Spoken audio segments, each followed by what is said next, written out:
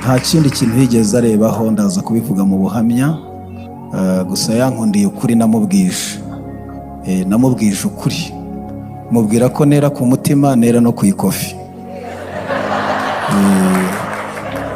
Reka mbabwire inshuti zanjye, njye nakuze nanga ababyeyi bambyara, nakuze nanga mama, nakuze nanga umugabo umbyara, no kuvuga data birangora, papa birangora pe, ariko ni papa nyine kuko Imana yamunyuzemo arambyara.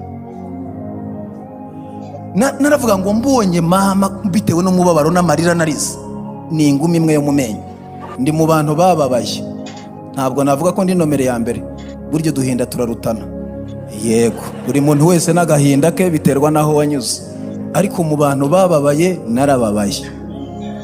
Nahuye n'ubuzima bunkomereye ku buryo nibaza impamvu, ni impamvu ki naje ku isi, ni impamvu ki navutse. Nabaye mu ngo z'abantu, ndagira inka, ndagira intama, ndagira ihene, natse n'akazi ko koza imbwa. Urumva ko iminsi yanyigirijeho nkana. Nakoreye ubuntu kugira ngo iminsi yicume, ubuzima burankubita, ndikwihuta cyane. Natetse kanyanga imyaka 2 n'igice i Butare. Narafunzwe, narakubiswe, ntibyamvana kuri doroge n'ubusambo, ariko Yesu ampamagaye.